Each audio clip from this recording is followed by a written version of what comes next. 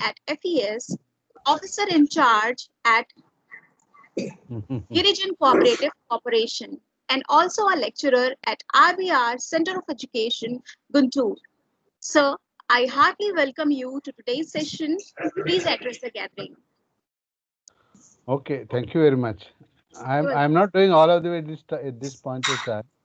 I work with Andhra Pradesh Community Managed Natural Farming as its co-lead, and I also service the magazine called Livelihoods as its editor-in-chief.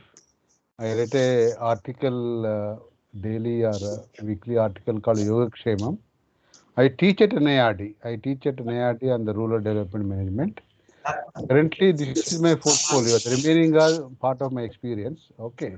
If you see my slide, all the logos you see, that's where I have been working with Dairy Board, National Dairy Development Board, IRMA. I worked at IRMA for some time. I worked in tribal areas of Andhra Pradesh. I worked in Nandi Foundation. I worked in SERP, Andhra Pradesh, SERP Telangana. It is a combined AP at that time. So then I worked in NRLM, National Rural Livelihoods Mission, and I also deputed to NRLM from United Nations. I spent my time in United Nations. Then currently, Azim Premji Philanthropic Initiatives is taking my services. Somebody has to mute. Somebody has to mute, please.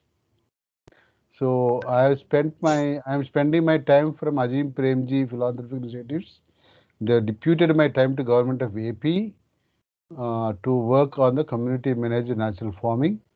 And I am also associated with the Akshara and 7LCX and a national coalition for natural farming. We want to take this natural farming to nationally and globally. So that's the background of mine.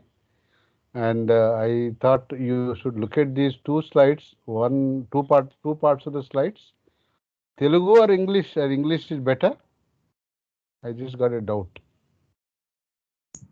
English only, all over Yeah. India. Participants are from all over India. Okay, thank you very much. So there are two parts of the slide. Just look at it. One, to remind us that we are a very, very short-lived, insignificant speck in this universe. Therefore, we have no reason to feel more important than that. Second is that poverty is a problem to this world, problem to society, problems to the rich also. It's not just a problem to the poor, it's a problem to the rich. Therefore, we need to address it. I want you to remember that 19th November was Women Entrepreneurs Day. So just remember that. I'll take about 15-20 minutes to introduce you to the framework, and then I'll seek questions and answers. That's the methodology. So we have about 2:10 or so. By about 2:30, 2:35, I should stop. Then I'll encourage you to ask questions. Okay. So first is, let us look at what is, do we know enterprises at all fully? Entrepreneur starts enterprises. So do we know enterprises? You might know, but if you remember that everything we do is an enterprise first, if we get that right, then we are in the right definition. For example, you are doing farming. Farm is an enterprise, and every farmer is an entrepreneur. He takes risks. He has a purpose. He works for that activity relentlessly, although there are risks. You take a weaver, he is an entrepreneur. You take a livestock herder, he is an entrepreneur. You take a craftsperson, he is an entrepreneur. So there are many enterprises that already exist. So that is the fundamental premise of the entrepreneurship framework. People all already doing enterprises on their own. But there are some people who don't do enterprises, but they work in the enterprises as job holders. That's a possibility. But most others, 80 to 90% people are self-employed, or family employed, or the owners of the enterprises, or the group of people working together as entrepreneurs. So that is the meaning. Though when we say India is a Krishi Pradhan country, it meant not agriculture important country, it is a enterprise important country. India is a country of self-employed. 90% of Indians are self-employed. I would like you to get this second item on your head, in your thinking, that India is a country of self-employed. Farmers also happens to be self-employed. 60 to 70% of farmers. The remaining 20-30% are also self-employed. So India is a country of self-employed. And there is a continuum. There is a continuum. You move from wage to job to self-employment. Then you get into a job in an enterprise as a manager. Then you become entrepreneur or something. Okay. The second point I would like to put across is that what is the definition of an entrepreneur? There are 3 points in this. There are 3 points that an entrepreneur doesn't stop pursuing. He pursues relentlessly. He pursues relentlessly. That's the first point of the entrepreneur. The moment he stops, then he is no longer enterprising. Na? He stopped. He is living in the comfort zone. He is like a job holder.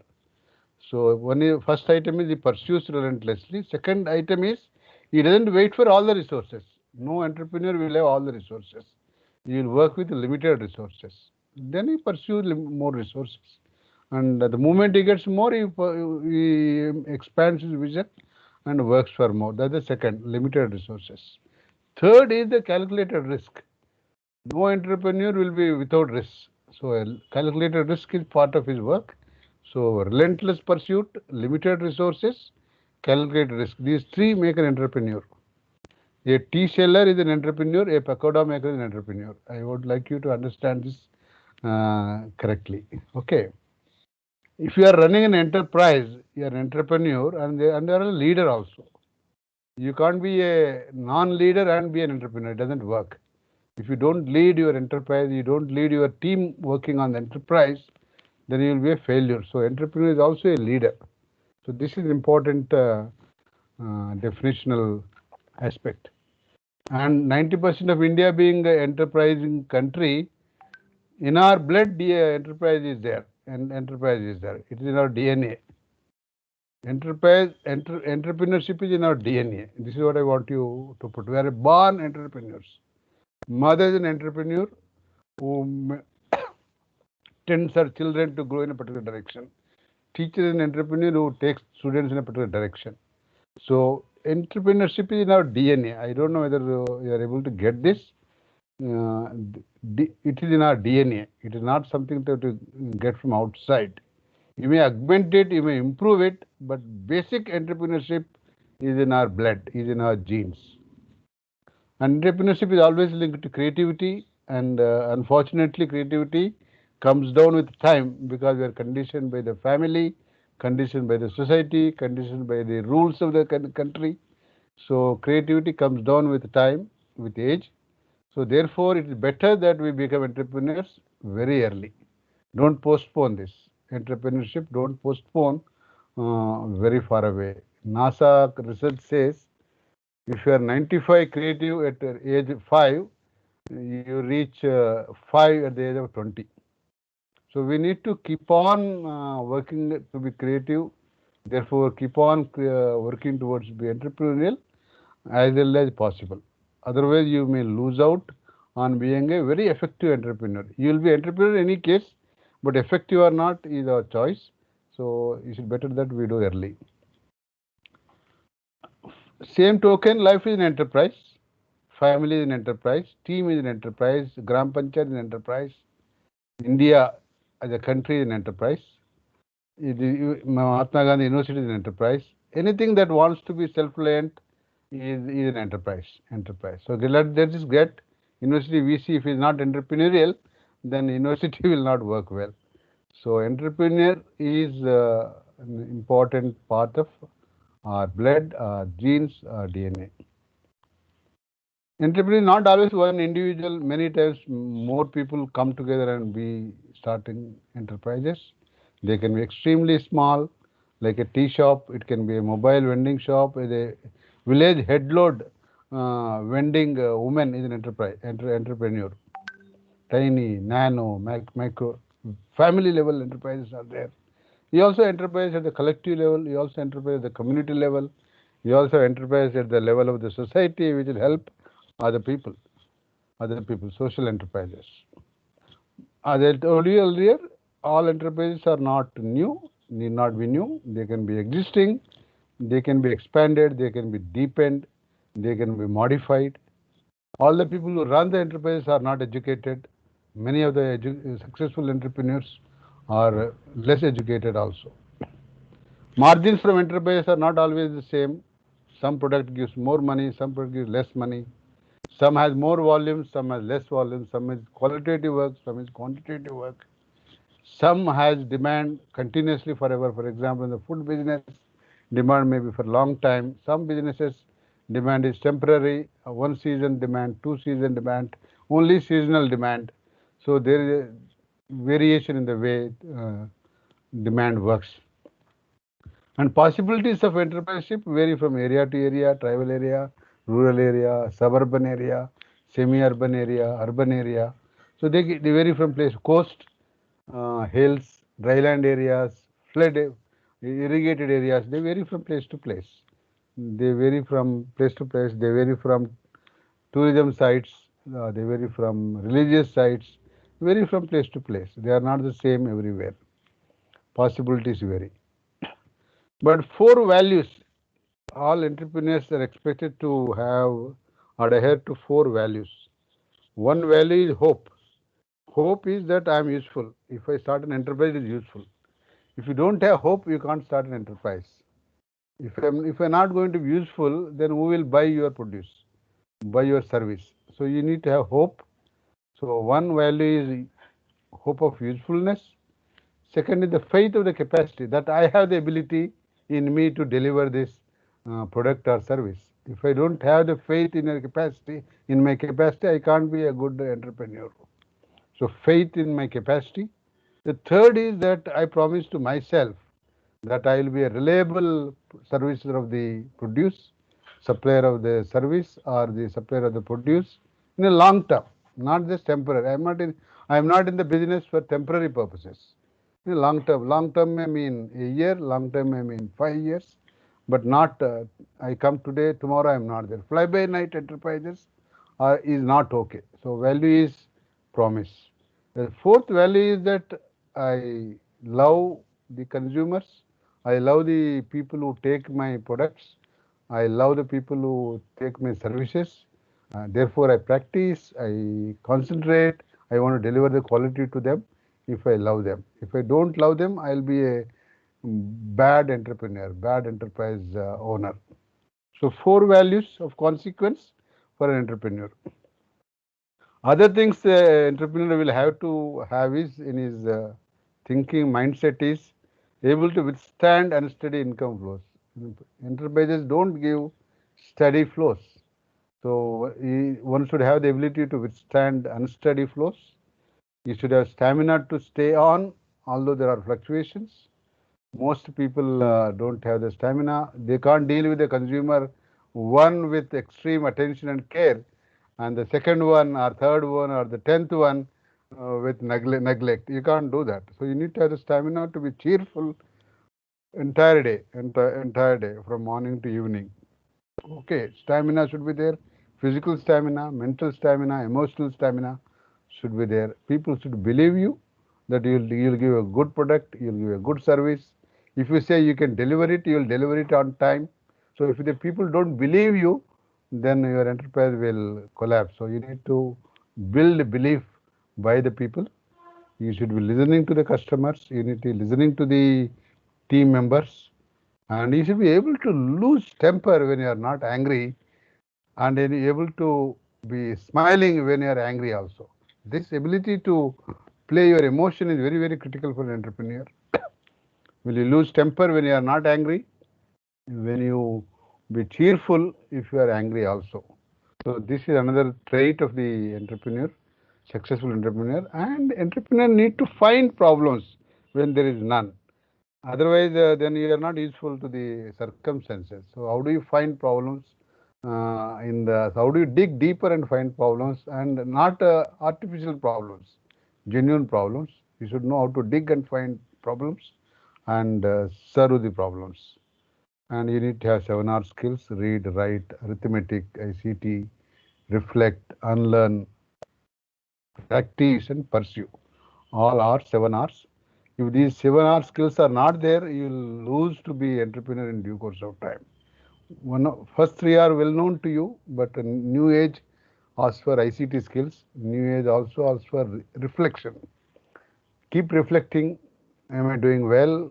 Am I doing only right thing? Can I add additional product, additional service? Can I improve the product? Can I improve the service? So reflection is critical. Then practice is important. Pursuit is important. And unlearning is important. What you done earlier, if you become, you are a public booth operator, let us say, and public booths become irrelevant, you can't be stuck to the idea that I am a public booth operator, I will not do. Maybe you can get into mobile repairing. So you need to be willing to forget what you have learned earlier and learn new things. That's very, very critical for entrepreneur. Unlearning is a critical trait of an entrepreneur. As I told you, calculated risks. Calculated risk would mean to know the risk, if there is possibility to prevent it, possibility to reduce it, possible to minimize the impact, possible to cope with, and if risk by chance happens, you should be able to recover. So this calculated risk mechanism and apparatus should be on in an entrepreneur. So this is the meaning of calculated risk. Competencies you should have. Critical one is you should have a vision. You should have interpersonal ability. If you're not able to talk with your customers, talk with your team members, you lose as an entrepreneur. Interpersonal ability is very, very critical. To be able to manage the team is very critical. But most critical is that tenacity. That you should not quickly lose heart and stop working. The tenacity is to continue with determined effort way forward unless you reach an impossible stage. Till that time, you need to pursue, you need to have self-control, you need to have strategic influencing, ability to convince your team members and your customers about your product and service. So strategic influencing is a very critical competence, and concern with impact is the other one. You take every step to achieve something on the enterprise. You take every step for something on the enterprise. The 3F is a way of understanding that entrepreneur need to be having 3Fs. Fish. So when you want to teach somebody to be an entrepreneur, you need to give him fish first. You should eat. You should not be starving. You can't teach him enterprise ability, entrepreneurship ability to a starving person. You need to give them fish. You should let them eat. You may have to give them stipend. And as they eat, as they get fish, you talk to them what kind of a skill he wants. Fishing. You can teach them fishing skill. You can teach them any skill of enterprise. But the third F is, if that skill doesn't work, that product doesn't work, that service doesn't work, what he should do. So that is beyond the fishing skills. You need to talk. So these 3Fs, you need to talk all three together. You need to give them fish. You need to teach them fishing. As they learn fishing, talk to them if the fishing doesn't work. If the existing skill, the learned skill doesn't work, what will you do? So that is a critical skill for most entrepreneurs. If you give them a machine, sewing machine to a woman and teach her tailoring, and after 6 months he learns Zardosi and makes money, as an entrepreneur, we should be very happy that she is not lost. She might have lost tailoring, she might have lost a machine, but she not lost the purpose of having a better life, better enterprise. So we need to be very comfortable to move her to the meta skill. Fish, fishing and meta fishing skill. That will be very, very critical. Focus, enterprises have to focus more on the local value chains rather than I produce something for Dubai, produce something for the America, I produce something for Delhi. It may not be great idea for large number of entrepreneurs.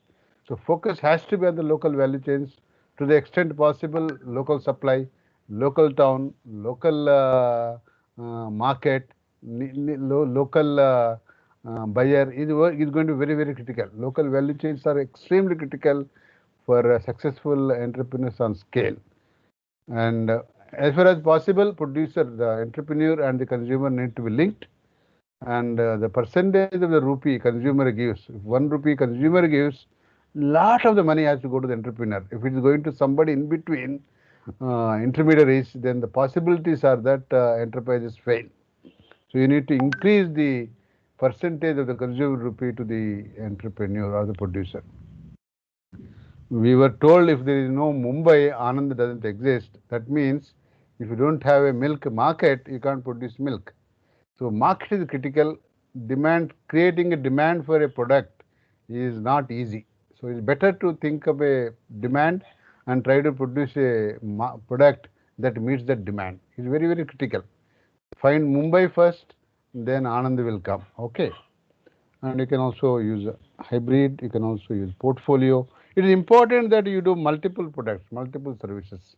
Single product, single service will not take you far as an entrepreneur, as a family also, most of us have more than one product, more than one service. Then only we will be able to survive. Self-reliance will come only from a portfolio, not with one. Okay. So this is the broad understanding of the entrepreneur. This is a framework, this is a diagrammatical representation of what I have been saying. The central 4 arrows are the 4 arrows of income. Enterprise as income, enterprise as expenditure, second arrow is expenditure, third arrow is engagement, employment, fourth arrow is risk. So these 4 arrows have to be worked upon if you are an enterprise, if you are an entrepreneur, and if you are running an enterprise. And there are assets, capitals, the 6 of them, the natural, physical, social, human, financial, and the spiritual. These 6 capitals are to be worked upon to achieve these 4 arrows. So 6 capitals are there. You may also work on the context. That's the reason why you have entrepreneurial enterprise committees, enterprise tea shops associations, barber shop associations will be there, farmers association will be there, weavers association will be there. So you need to associations will work on the context, change the policies, change the technologies. So there's a need for working on the context, and intervention can be, you can work on the arrows, you can work on the capitals, you can work on the context, and you can work on the hybrid of that. And all enterprises are not at the same level. There's a continuum. Some are at X level, some are X plus level, some are Y level, some are Z level. All are not equal, although they are in the same place. And all are not in the same place. So variety of possibilities. Although same chai wala can be a ginger chai wala somewhere, Rajasthani wala chai somewhere, Ilaichi chai somewhere. It can be evening time chai wala. Somebody can be a morning walk time chai wala. So there can be variety. He can be only tea supplier. There can be tea and coffee supplier, tea and cool drink supplier. It can be multiple products. So you look at that. There's a huge continuum. So entrepreneur arena is extremely focused on these 4 aspects: arrows, capitals, context, and the continuums. These 4 have to play together, and the play is so high that no one can master it. No one can master it. No one can master it. So each one has to work with individually to reach that stage of success on their own with the help of the friends, mentors, guides, teachers, bankers, variety of them. I'll not go deep into that, but that's the frame. And as I was telling you, entrepreneurship leadership, so therefore you need to teach entrepreneur leadership. How to lead has to be taught. Leading is always there in the intrinsically in the human being, but the skills of leading, skills of tools of leading, instruments of leading can be taught to them. Communication is an important issue that can be taught to them. A planning for the leadership, planning for leading the team, these things can be taught to them. So that is an important area. And leadership would require a lot of self management, lot of understanding of the self, lot of understanding of the people who deal with. In this case, happens to be 2 of them: team members and the consumers, people who buy, and the stakeholders with whom you interact. So you require to master the art of leadership to be an entrepreneur of success. So I would like you to think about leadership, particularly in the context of the VUCA. VUCA is a VUCA world. You might have heard about it. Somebody might have talked to you. VUCA is volatile, uncertain, complex, ambiguous world. So our world is like that. It is not straight world, smooth world. So therefore, what you think is a way forward for an enterprise may change tomorrow. What you think is the demand for today may not be there. What is the think is the technology for that? It may not be there tomorrow. What you think is cost effective today may not become cost effective tomorrow. What you think is what people want it tomorrow they may not want it. Lifestyle changes will happen. So in a VUCA world, you have to be ever learning, particularly ever learning to lead well, lead well.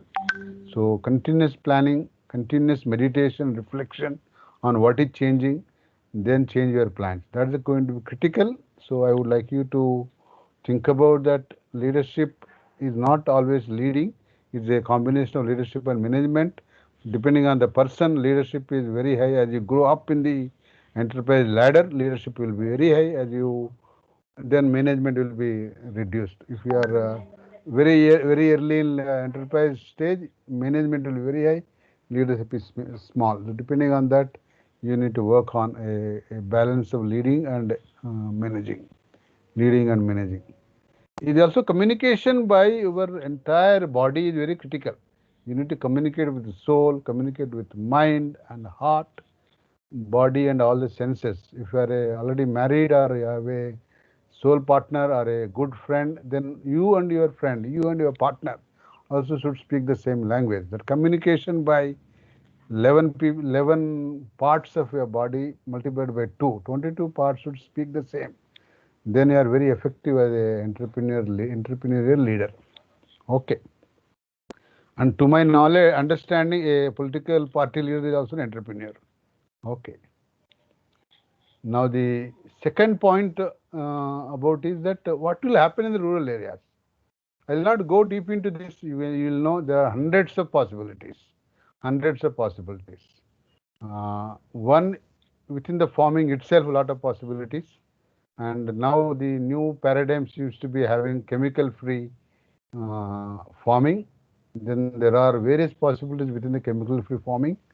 You can teach farmers farming, you can do input, supply inputs, you can aggregate the inputs, you can aggregate the outputs, you can add value, you can process them, you can have flour mills, you can have rice mills, you can have millet mills, you can be packing them in a certain manner, you can store them so that the food distribution can happen, food sales can happen over the entire 6 months period, you can transport them in small packs, you can link the producer and consumer. So variety of possibilities are there in the farming sector. Similarly, in the craft sector, handloom sector and craft sector. Similarly, you have something in the area of financial services.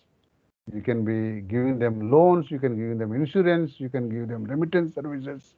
You can also provide services to in the IT services to poor people, IT services to rural areas is possible. Then there are services of related to food and hospitality, entertainment, tourism. You can have homestays, you can have small hotels, you can have small clinics, you can have a franchises of the big urban works. So you can have franchises in the rural areas. You can have care related services. You can have services of the children, services to adolescent girls, services to students, services to old people, services on immunity, services on security, services on health, services on education. You can have variety of services possible. You can have entrepreneurs around that. You can also have services around capital. So I will not go into details of that. You can imagine possibilities in the rural areas. In fact, the world is now saying in the entire world due to COVID, the world is in the rural areas, not in the urban areas. So most people started shifting to rural areas. If urban facilities are available in the rural areas become new entrepreneurial hubs. New entrepreneurial hubs. There is going to be big shift. big possibilities. Whatever you think in the urban center, all services can be made available in the rural areas. You can have a chain of the Uber services, Ola, Uber kind of services. You can pull up demand from various customers and supply. You can have a delivery service that can work for them. You can take indent and pre-books. For example, people are saying you produce chemical-free rice for us, we will give you advance. You give me every month one bag. You can give me dal every month one bag. So there are various Uber services that are emerging, and entrepreneurs are able to pick up and do. Digital platforms like Amazon can work. A rural Amazon can be a reality. Rural Flipkart can be a reality. One can work on that. One can work on that. So once you have decided upon an idea, you decided on a product, decide upon a service, then you need to go about making a systematic plan to assess the market, assess the demand, assess who are the buyers, see who else is doing similar work, what are they doing, how are they doing. Then you be with that kind of a practitioner as an intern, apprentice, learn from them, get a training, then if required be there with them for 6 months, get an understanding with them that I'll start something with your blessings, then you help me if I have problems. So you can get into that size. You can decide on a size, you can decide on a big size, but you can go slow to reach that size. Then but should be sure that deliver the quality the customer wants. Deliver the quality customer wants. You need to be consistent on the quality, otherwise you lose out. Then you can plan your team, you can plan your money required, plan your capital required, plan your capacity required, then try to get them. There are various possibilities to do that. I'll tell you in the next slide. Uh, but there are some 4 or 5 principles you need to be very clear that the elephant of entrepreneurship, the elephant of living better is not known to us fully. We are blind. Elephant is not known to us fully. We need to consult others. We need to talk to co-practitioners. We need to talk to buyers. We need to talk to people in the chain. Only then we start understanding the elephant. I know everything is only a statement a God can make or a stupid idiot can make. Otherwise, we all have to learn from many of the people with extreme openness. Even if we know the elephant from outside, knowing the elephant from inside is a long way to go, long way to go. So it is the elephant situation, and in entrepreneur situations, you will not know what to do unless you are able to say, unless you are able to say 7 questions or 8 questions. First question will not give the right answer. You have to keep on asking, you have to keep on digging. 7th question, 8th question, 9th question can give you the right answer. So don't stop at first question. Then you remember that enterprises, unfortunately or fortunately, they don't exist alone. If you are having if you see bazaar of carpenters, bazaars of weavers, or shops of paper stationery, you might understand the logic. They want to coexist. They don't live alone. So it's important that you create more entrepreneurs of similar kind, so that there is a way of coexistence. You can't create one enterprise and think that that will survive. It doesn't survive. You require more enterprises of same kind, and they need to come together at a federation level or a association level. Therefore, they support each other, link each other. So they need company. Please remember that they can come together and they can partner with others. And your entrepreneurship idea has to be always start with what is there already. Can we somehow improve that better? Can you start with the existing first? Can we start with the least cost first? Can we start with the knowledge first rather than the huge infrastructure? Can you start with the local first rather than thinking about the distant market? And remember that within our entrepreneurial world, there are some who are doing good. You need to start with them. Start with them. Start with understanding with them. With them. I'll give you a few statistics for your sake. Some are one person enterprises more than 50. and 2% enterprise more than 30, and most of the enterprise are household, 40% से ज़्यादा है. Then 20% are mobile. About 90% don't have accounts, 90% not registered. Just remember these. Enterprises are not really registered formal bodies, not having any company form or a firm form. They are in an informal way. They are operating informally. Okay.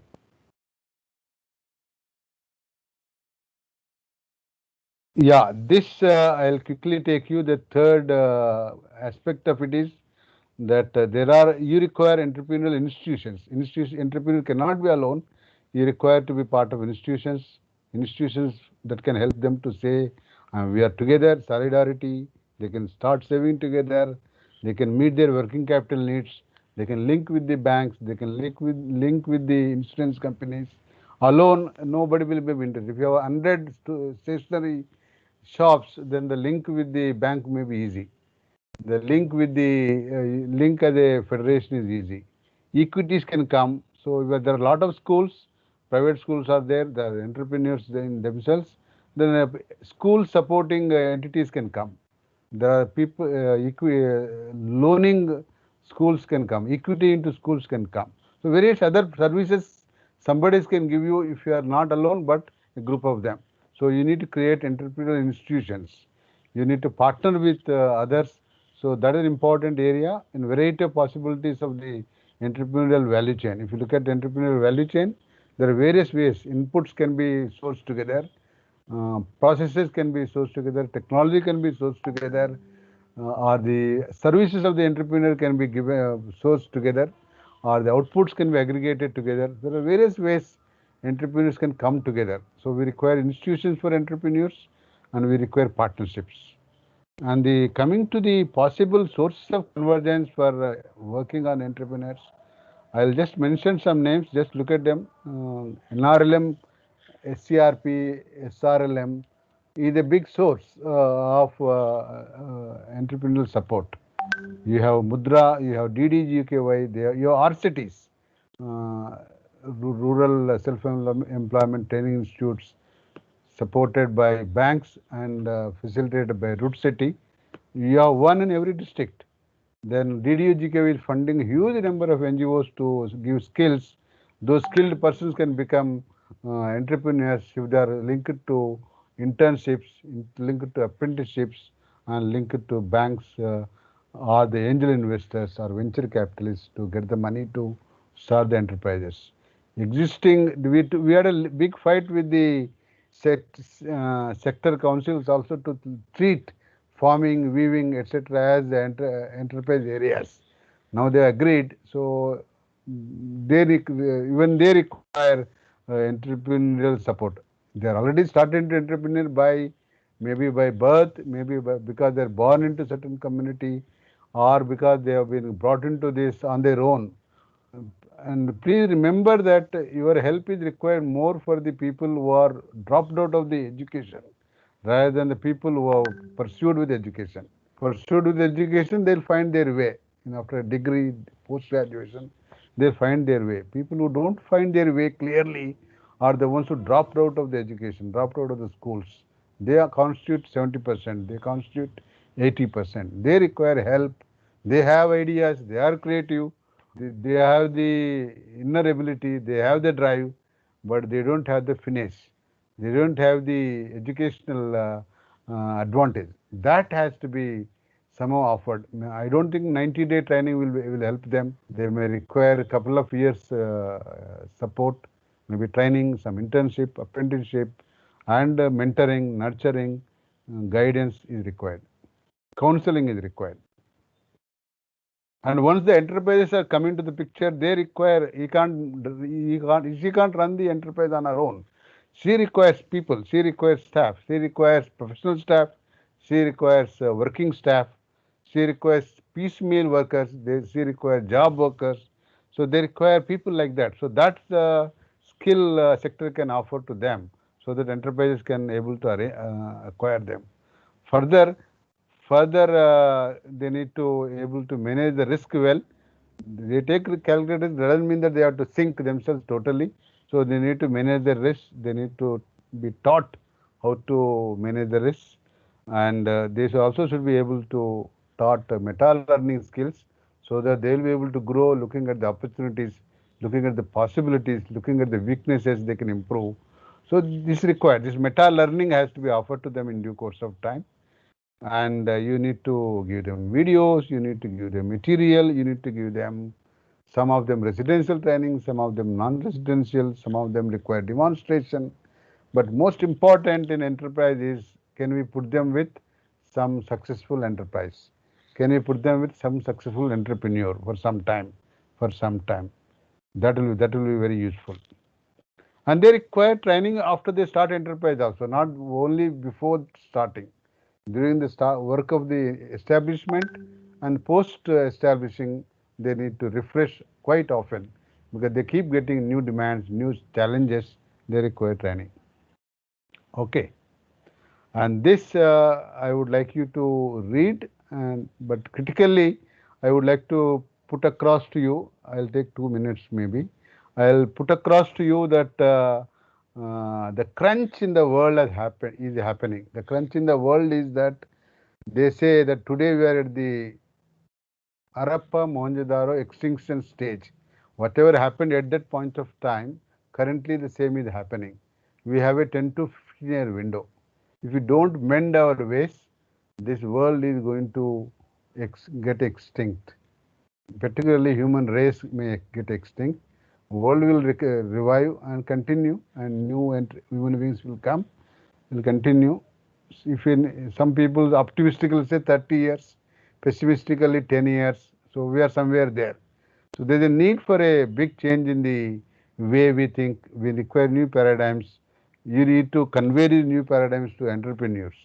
We need to convey this new paradigm to the entrepreneurs. We need to start living with the nature. We start eating natural food. We start having natural nutrition. We need to talk about natural health. We need to talk about immunity. We need to talk about chemical free farming. There is no way. Soils cannot die. Planet cannot die. We need the entrepreneurship should be all around all around nature, all around nature. And I also see that the tribal, rural, urban phenomenon is blurring. There is nothing like a superior situation is urban, superior situation is tribal. There is nothing like that. All are blurring. All are going through the extinction situation. So we need to understand this. What works in urban area can be taken to rural areas. What works in rural areas can be taken to urban areas or tribal areas. So true is going to be possible. Then in this volatile world, you need to talk about new paradigms. Remember that today's demand may not be there tomorrow. Remember that what we want will not be available. What we want to supply, nobody wants to buy. So please remember that this is going to be the method in the marketplace. So this is a paradox. You need to really work carefully to come over this paradox. Come over this paradox. There is a continuum. All are not equal. All require a specific personal attention to make people into better entrepreneurs. You can't give a generic one solution to all of them. It doesn't work. If you are an entrepreneur, you are a faculty, you are a person helping entrepreneurs, can you make a plan? Please make a plan. Try making a plan before you ask others to make a plan. Try make a plan for yourself. My next 5 years plan, next 10 years plan. Can you have a vision? Can you look at your snakes? Can you look at your ladders? Can you be able to introduce yourself in a 1 minute time, half-minute time? Do you know your income and expenditure? See, one of the important things you teach in entrepreneurs is how to look at incomes, look at expenditures. If they know, remember incomes and keep track of it. If you remember expenditures and keep track of it, you are almost half the entrepreneur. So income and expenditure tracking is extremely critical. Please teach them, and please learn, please teach. And please make it a habit to read, make it a habit to write, make it a habit to write a diary, write a page, write a blog. Keep looking at numbers, keep doing puzzles, keep looking at ICT, keep doing ICT, reflect every day, learn every day, practice every day, pursue every day. I would like you to spend 10,000 hours If you spend 1 hour a day, it means 30 years. So please practice. Whatever you want to do, please practice. Practice well. Not routine practice, but deliberate practice. Trying to learn something, you practice it. Then you will be better teacher, better mentor of the entrepreneurs. You will be better entrepreneur and a growing entrepreneur, successful entrepreneur, guru entrepreneur. But you need to be extremely fit. You need to be extremely fit, mentally fit, physically fit, emotionally fit. Please do everything to be fit. A non-fit person cannot be a good teacher. Non-fit person cannot be a good entrepreneur. You will fail in the course of time. At least up to class 10, whatever you studied, please know them very well, thoroughly. Get languages, get numbers. Understand numbers, understand languages better. More the languages, better for you. If possible, go and spend some time in some place, longer time, maybe a month. I spent 1,000 nights in tribal areas. You can decide, but spend long time in some places. Get immersed. Don't visit for half an hour, 1 hour, 2 hours, 3 hours, 5 hours. Spend some 30 days. Spend some 40 days, day and night. Then your understanding of the real world improves. Go and stay in the houses of the people, in the entrepreneur's house, in the poor people's house. Then you intern with entrepreneur, it will be very useful. Intern with an enterprise, that will be very useful. And I would recommend that if there is a license, better take it. If there is no license, people will not respect you. People will ask you for a license. People will ask you for a certificate. If you are able to be an entrepreneur with a license, nothing like that. Please seek license. And I'll advise to live simply. Don't spend your money just like that. Don't waste it. Live simply. Live with the nature. Live with people as much as possible. I stop it here. I stop here, and I'll ask you to ask questions. We have about 40 minutes. I crossed by about 10 minutes. Sorry.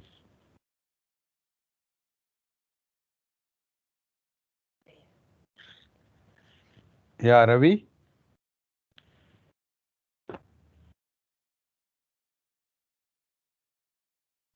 I'm stopping this. Is that okay?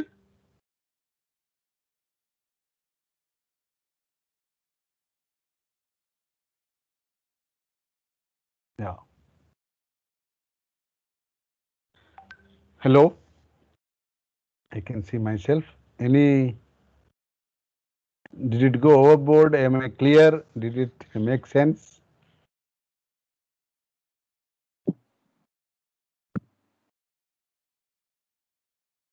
Dear participants, if you are having any information required by sir, please ask. Any question, any queries are most welcome by Muralidhar sir now. Please ask your questions.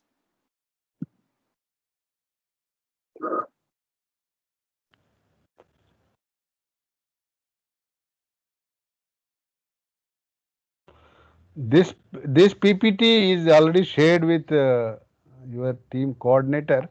He will share it with you. So don't worry about the content of the PPT. Okay.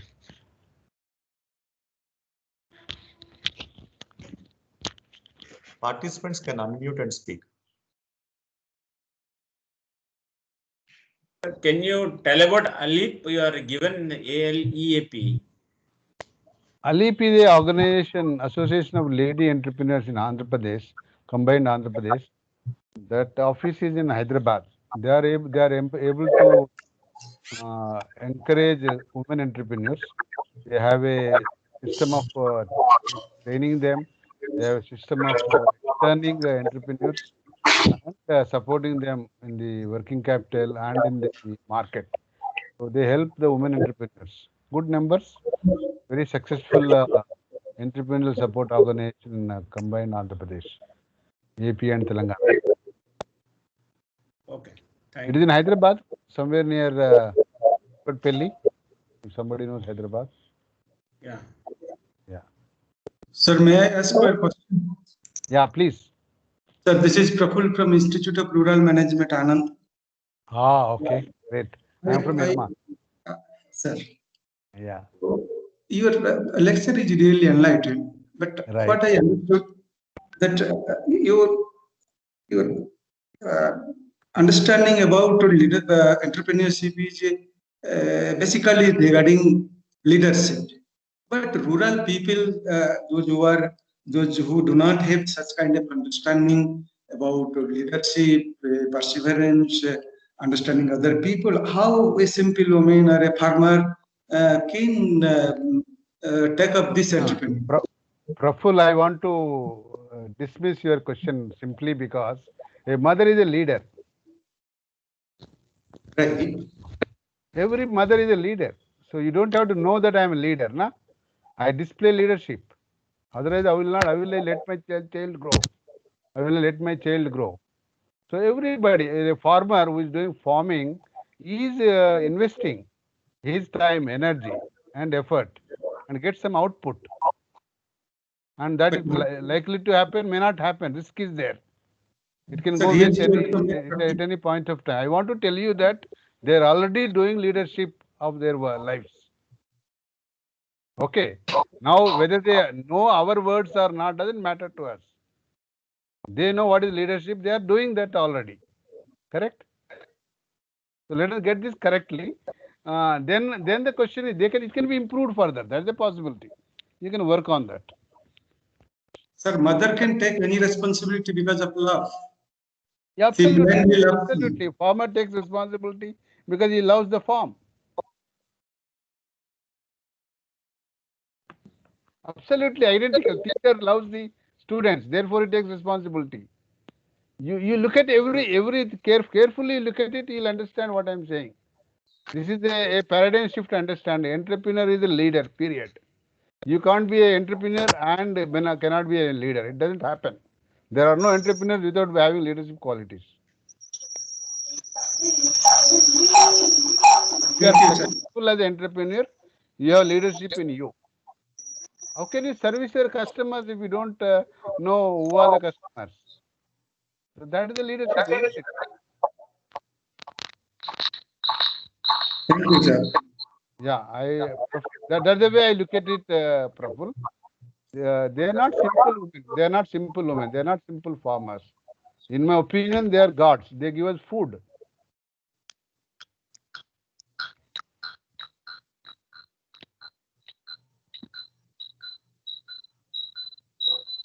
And if they don't take that risk, we will not get food. If they don't want to be entrepreneurs, then they only want to be secure job holders, then our country will go to dogs.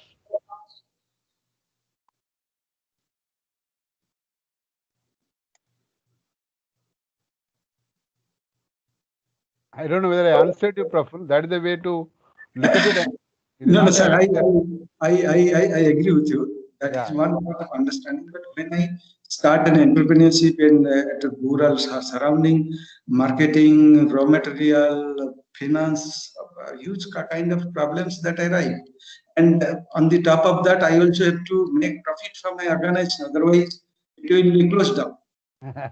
No, I'm just saying that the current rural entrepreneurship paradigm itself is wrongly focused.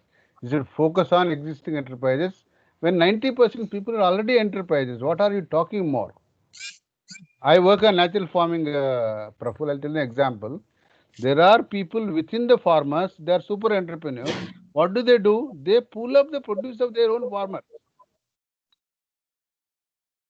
They aggregate them, they process them, they store them, they transport them, supply to Hyderabad apartment association. Now, are they not entrepreneurs? No, sir, I agree with that. I'm only saying, therefore, you better recognize them and work with them, improve them, rather than saying I will create new ones. New ones are not required. You need to really work hard on the existing rural entrepreneurs. That's a huge base. The new people who are just gone to schools and abandoned all the work and now getting into workforce after 15 years of schooling or something, they require help in figuring out what to do. Yes, But the people who are already doing some work, they are already having entrepreneurial leadership mindset. I'm saying that's all I'm saying. They have been forced into it maybe, but they are there. They are there already. So they are, I'm Dr. Sabiha, sir, from Maharashtra University. Yes, Sir, I think the rural women, they are having the hidden talent for entrepreneurship. I agree. So how we can help them just I, to I, come in the mainstream? I They only don't want to know the, I yes, only sir. want to say the word hidden also you may like to remove. They have talent. They not hidden. We are not willing to recognize. We are blind. Okay, let us put that in the perspective. See, way long back. I'm talking about 35 years ago when I was in the rural area. Uh, as part of my internship from IRMA, I've been to places. My organization was Bhagavatullah Charitable Trust, and the organization has given 5 rupees as the investment to that woman. That woman, I went after 10 years and saw she has been a wonderful entrepreneur. She started selling groundnuts. Buy groundnuts, heat them, sell them. That's how she started. In 10 years, she has become a huge entrepreneur of making more than 1 lakh a month. So, how does it start? Where does it start? How do you to work with them? Is fully area you need to invest. But I'm very sure that the rural women, rural men, rural youth have enough in them to as entrepreneurs, as leaders. It is only our blindness that prevents uh, seeing them accordingly. In fact, you keep counting, you write all the entrepreneurial characteristics and keep counting how many of them will fit. You'll surprise yourself with the number you get. Look Yeah, at I'm agree with you, sir. But why they are not able to make so much of money? Because they are not having the what are the government schemes are available? no. And why is it so? I would like to give a very contradictory statement, but controversial statement. But see, I will go with Gandhi on this. If I'm happy with what I have, you don't want to make me more money, na? If I'm able to live happily with what I have, you should not force me to make money, make more money, isn't it? See, Yeah, true. is it that's our fatalistic Indian situation, isn't it? I'm happy, I'm doing this, I'll do this. And if somebody gives freely, I may take. But otherwise, why should I worry? There is a advertisement of Fanta, I think, or Sprite. I forgot. Fanta, I think. And they say, okay, what are you doing? No, I'm just doing something. Well, you could have done this, you could have done that. What will happen? All that you can make more money. What will happen after that? You can enjoy life. That's what I'm doing right now. I don't know whether you remember the Fanta ad. So it is that they don't have to make money is a different question altogether. Do they want to make money? There is in IRMA, I don't know whether it is taught nowadays or not. There is one story about the king and has a fishing hamlet, and fishing hamlet is not fishing. The king gets upset. They introduces a development worker into the hamlet, and they start talking about introducing trawlers or something, little fish, little nets, then trawlers like that. They keep on improving. As a result, people have been working hard for 12 hours a day, still not happy, but a lot of money is being made by everybody in the world, including the fishermen. But happiness is gone. Happiness is gone. So one can debate these issues ad nauseam to understand why Indian farmers, Indian women, Indian teachers behave differently. But point is to be noted is that they have the innate ability that is easily recognizable, and one can work with them. You need to spend a lot of time, not 30-day training. 30-day training is not enough. That's the problem I have. You take them to RTT or DDGKY or some entrepreneurial program for 30 days, 40 days, 60 days, 90 days, and say they should become entrepreneurs is not okay. For me, to be a development entrepreneur, I have gone through some 20 years of training. I gone through 20 years of training, and I spent time with Dr. Kurian. I spent time with Shankaran. I spent time with variety of people, and I reached wherever I reached. Why we will not let that happen to them? Na? We are not talking about them that way. So if we invest well, some 1,000 days with them, I am sure they will be much superior than all of us together. All of us together.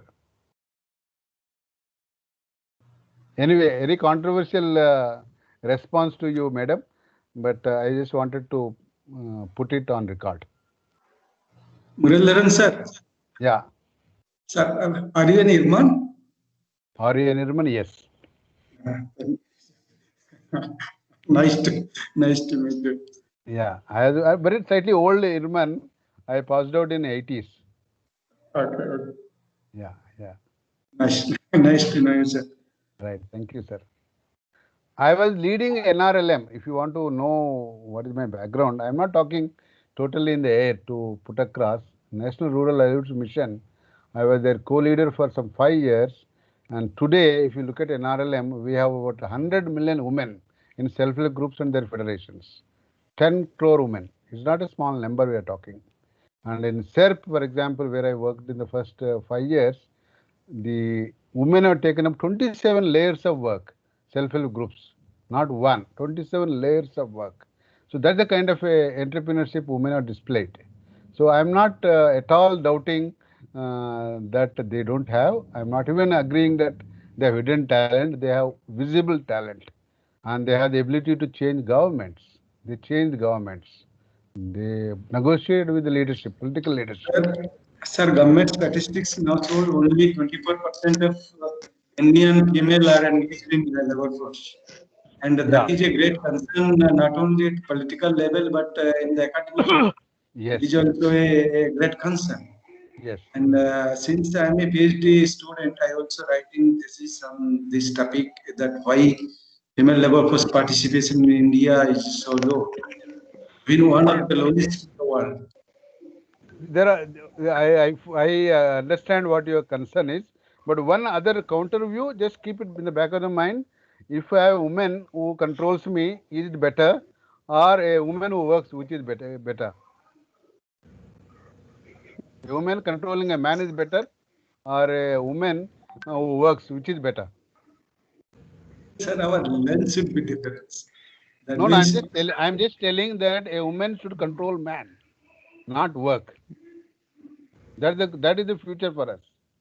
The empowered situation of women would mean that women will control men. right. Correct? Right. But today your NREGA statistics are talking about whether women working or not. So you should talk about a new index where what is happening to the money earned by men. That should be the focus, rather than whether women is earning directly money or not. In fact, again the other studies have said, opposite studies, kind of studies have told us that women burden is increasing with all these kind of interventions of the governments. Self-help groups or rural development or NREGA, all of them are increasing the work of the women. All the self-employment is increasing the work of the women. It is not good for the women. Our burden is already high and it is increasing. It is important that women takes control and men start working. Don't you agree with this? Yeah. Murli sir. Sir, Yes, madam.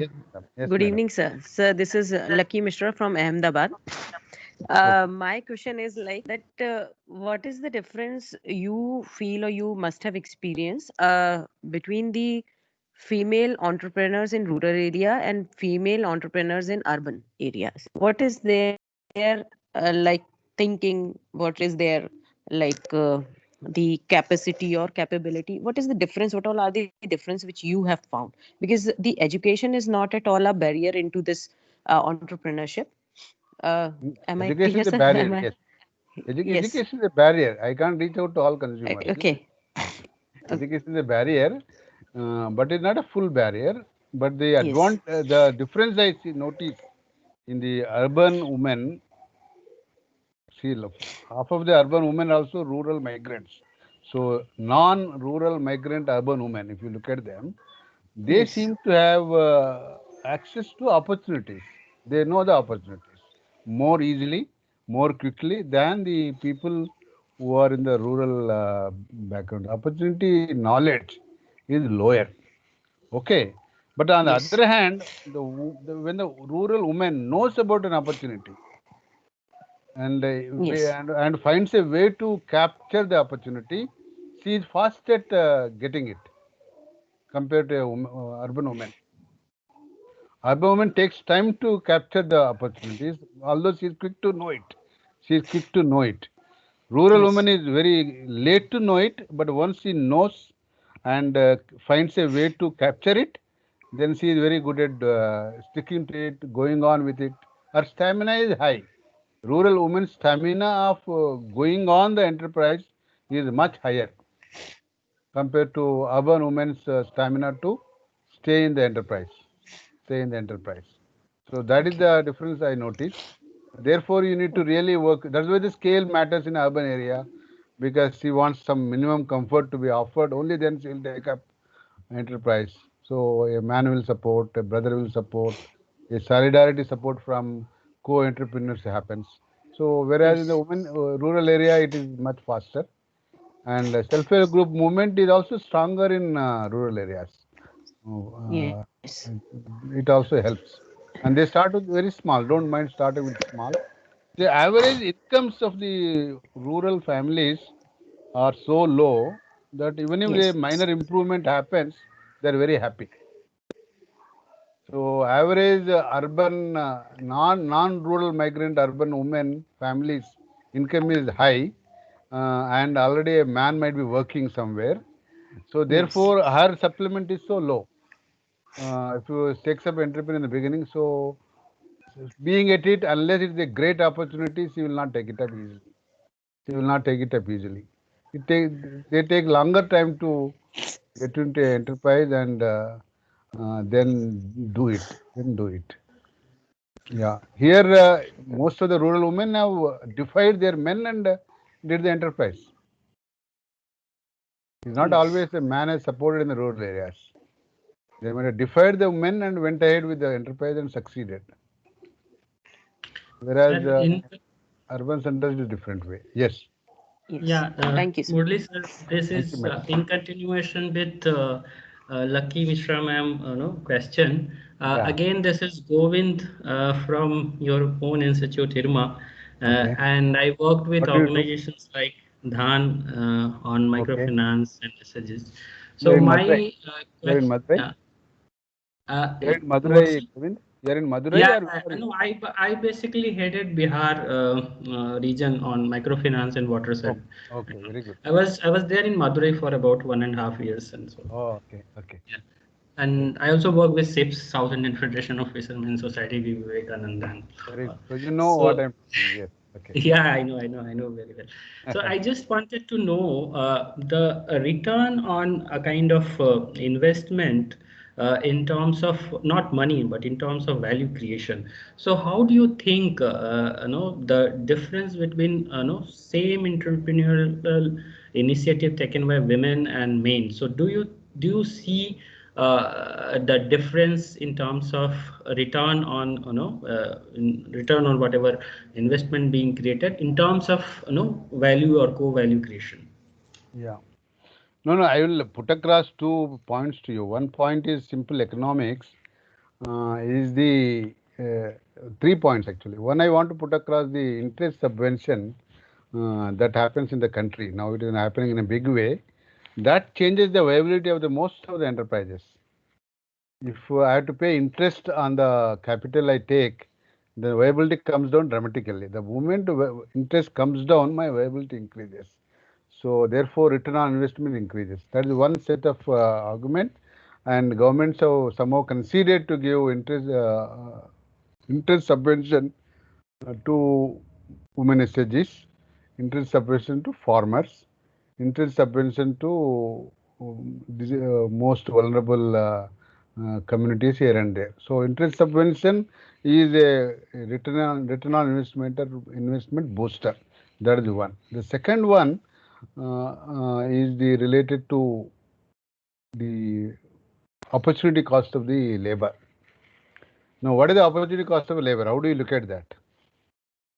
So most of the time we look at paid out costs rather than the opportunity cost. So simplify the argument. If I'm not having this enterprise, what will I do? I keep quiet. I'll do only homework or some chores at home. Therefore, treat it as zero. Treat it as zero. So therefore, return on investment for a woman automatically, for many of the cases, happens to be very high compared to the same task if it is done by man, because man has an alternative employment. It may be suboptimal, but alternative employment is there. So there is a cost of the labor. Therefore, return on investment goes up for women, but comes down for the man. That is the second way to look at it. The third way to look at it is that whether this entrepreneurship, not from the economic point of view, is it looked at by the family, looked at the family, by the society. If the man does entrepreneurship going out adventurously, he is welcomed. If the woman does the same adventurous entrepreneurship, it is not welcome. In fact, it is looked at with some kind of a difficulty. And the middle class is subjected to this difficulty more often than the lower poverty class or higher income class. The middle class is the one which gets subjected to this. So therefore, women get tempted, although returns on investment economically may appear to be high.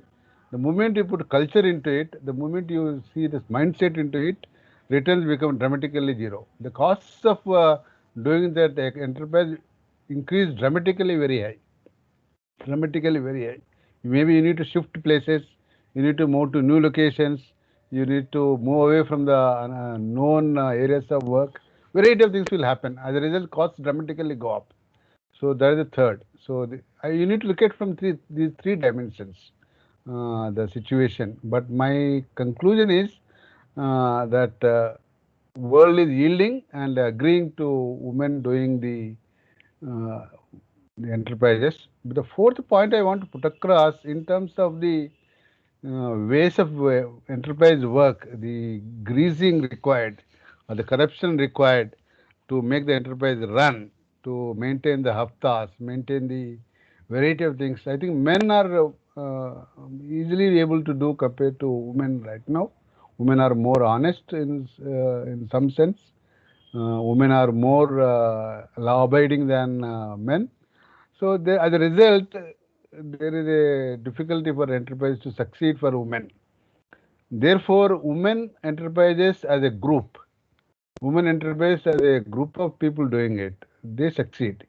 And that's the reason why SHG based enterprises, SHG group based enterprises, they are going to succeed more because you don't have to go through this the negative side of the enterprises that happen. I don't want to go more of it because I'll be sounding revolutionary.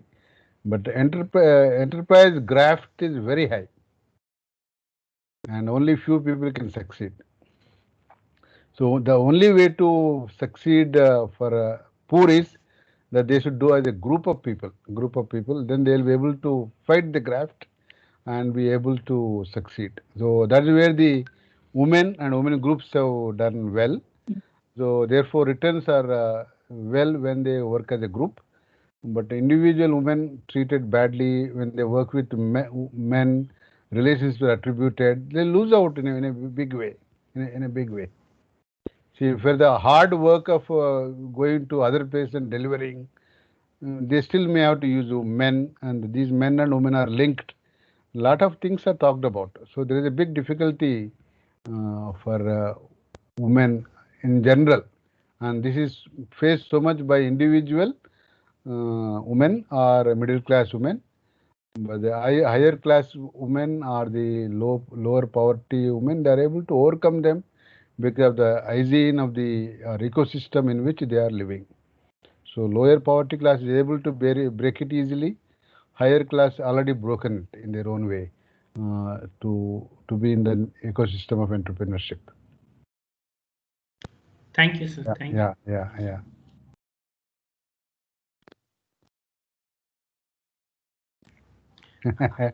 Okay, thank you. I'm tempted to ask one more question, but let others ask. If there's no more question, then I will ask.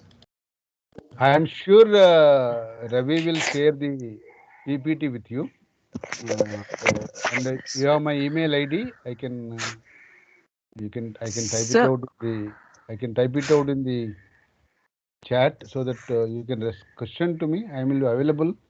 I enjoy talking to people on development issues.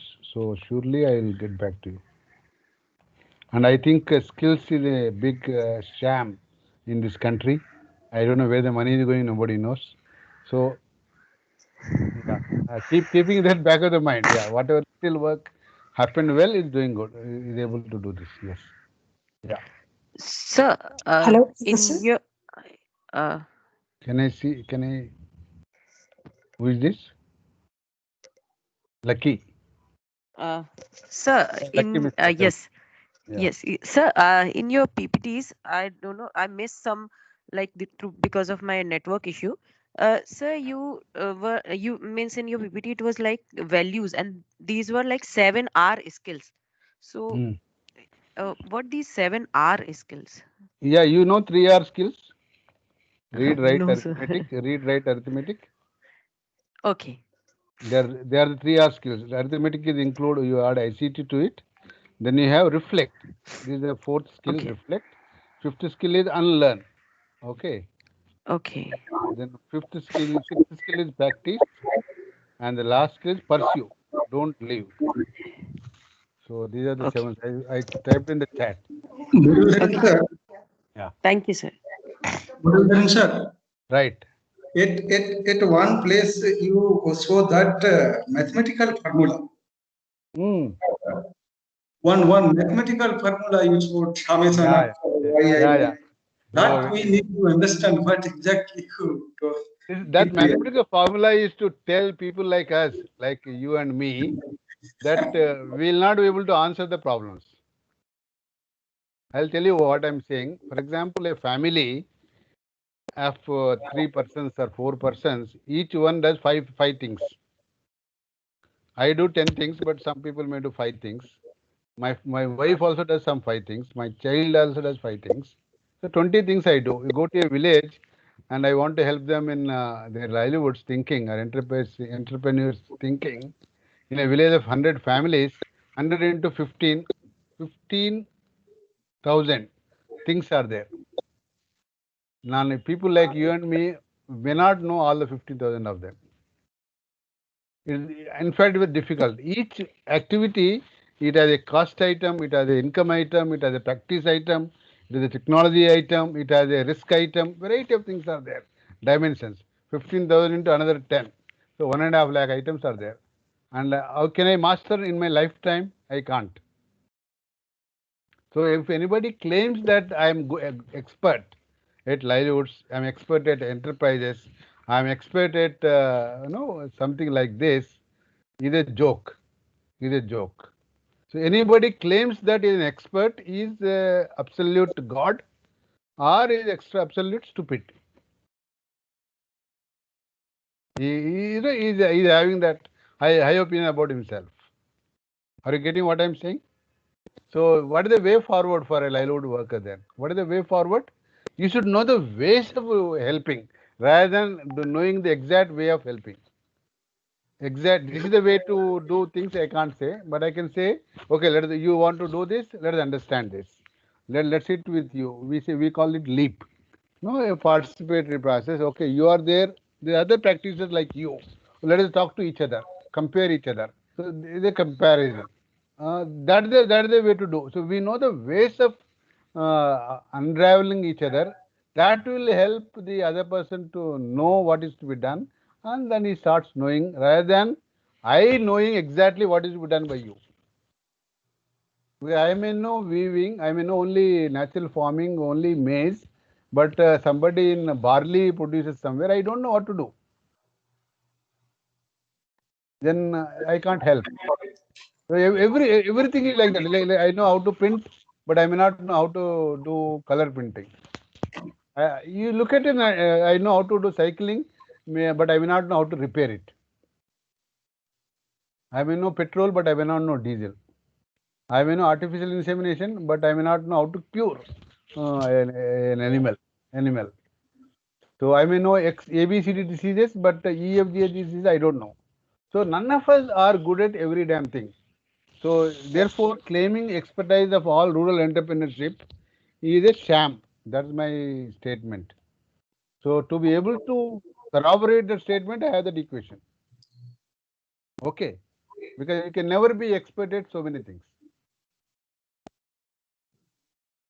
I include Modi ji in that, I include Einstein in that, I include Amartya Sen in that, or Vijay Mahajan in that.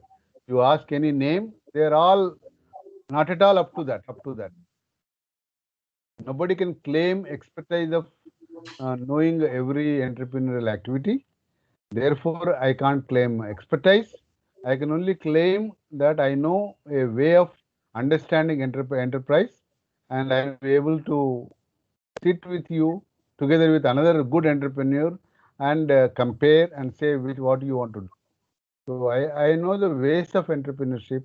I know the ways of livelihoods, but I don't know the livelihoods fully. I don't know the resources fully. I don't know the enterprises fully. I don't know the leadership fully. I don't know the management fully. Is a public admission, and I would like all of you, all of us, to do that public admission. We are here with our limited knowledge. We help. We don't have the more knowledge. That kind of humility has to be there with us. I would like all of us to have that humility in us, to admit before them and then help. Thank you, Govind, for the question. Sir, this is Praful, sir. I asked this question. Again, you gave a right way of explaining it, but still I am little not totally able to understand it. But is there any technical note on that equation? If you kindly provide us, then we can. I think I can know it more. But I'll tell you. You can look at my website livelihoods.net.in. Sir. I'll give you our website name. But I'll explain to you. You not go unsatisfied. I'll tell you what it is. I am giving the website name. You can go more details or put a question there. My colleagues will send you a note. Thank you. But I want to tell you the 3 points are there. 3 sigmas are there. I'll explain the equation correctly. First is sigma is I is equal to 1 to m. There are several activities I do. Several activities I do 1 to m. Each activity has an income. There is a cost. And number of days, number of hours I get engaged in that. And there is a risk of that happening or not happening. Correct? So that's my first set for one item. One. Then second is that I also have expenditure items. J is equal to 1 to n. Right. My expenditure is also not one. There are several of them. So they also I have to sigma them. Then third is I also have bulk expenditures. Once in a while incur. Once in a while, not daily, not regularly. A funeral, a marriage, or a function, or a school fees, or a sudden disease, something like that happens. There's a bulk expenditures. So all three together will define my well-being. Sigma of 1, sigma 2 minus sigma 1 minus sigma 2 minus sigma 3 defines my well-being. So my endeavor will be to increase 1, decrease 2, decrease 3. But to be able to increase 1, I need to increase the income within that for one activity, or second activity, or third activity, or decrease the expenditure for the same 1, 2, 3 activities, or increase the probability of that happening, or increase the number of days I get engaged in that activity. I have to do all this work. Right. Thirdly, second sigma, same thing. I have to decrease the expenditure without foregoing my quality of life. If I decrease expenditure, foregoing quality of life is not worth it. So I have to decrease the expenditure without foregoing my quality. So that is the second sigma. I need to prevent the bulk expenditures. I need to prevent all of them. So how do I prevent all of them? That is the next step. So I need to do work on all three to be able to have a better well-being and sustained well-being. So that is the idea. That is for one family.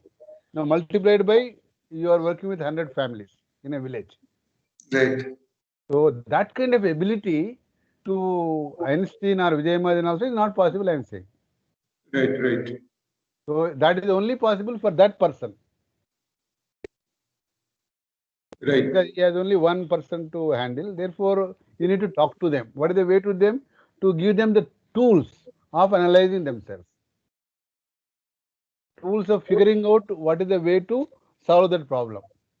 So that is called meta skilling. We talked earlier. So you need to go. That means if you are able to visualize pedagogy of the oppressed, Paulo Freire.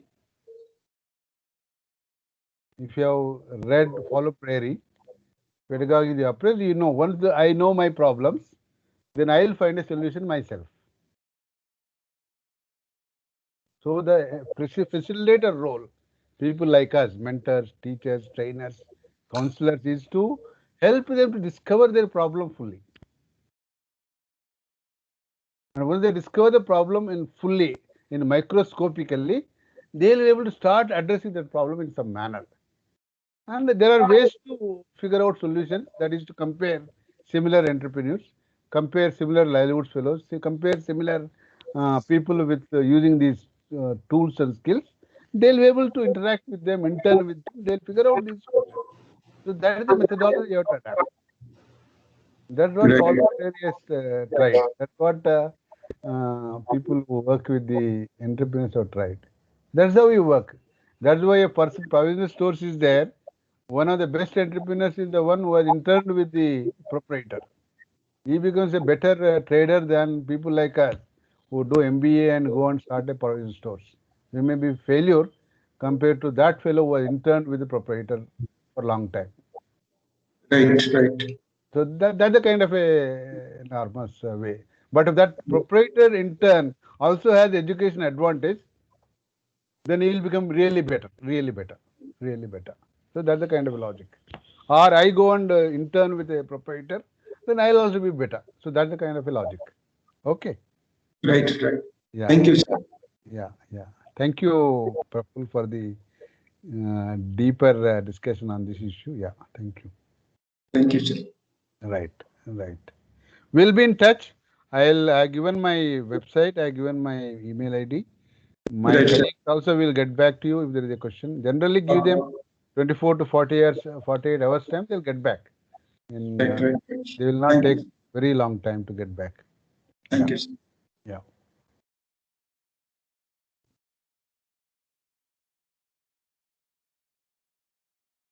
Yes, Ravi.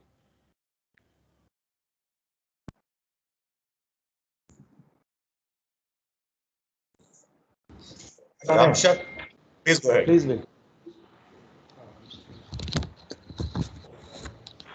Thank you, sir, for explaining the framework for rural entrepreneurship in India and letting us know the exact meaning of being an entrepreneur and entrepreneurship, and also the role of leadership, principles of rural entrepreneurship, support required, and qualities for being a good entrepreneur.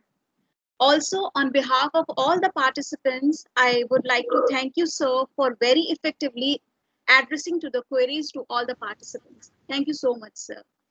Thank you. What is your Ramsha? Ramsha, yes. Ramsha, thank you. Thank you, Ravi. Thank you, Ramsha. Thank you, participants. Praful, Govind. Thank you very much. Lucky, thank you very much. We'll keep in touch. You can trouble me anytime. All the best. Definitely, sir. Thank you. So, dear participants, here we come to the end of today's session. Tomorrow, we will meet again at the same platform. I would like to request you to please join the session by 9:50 a.m. sharp. Thank you. Have a great evening with family and friends. Bye-bye.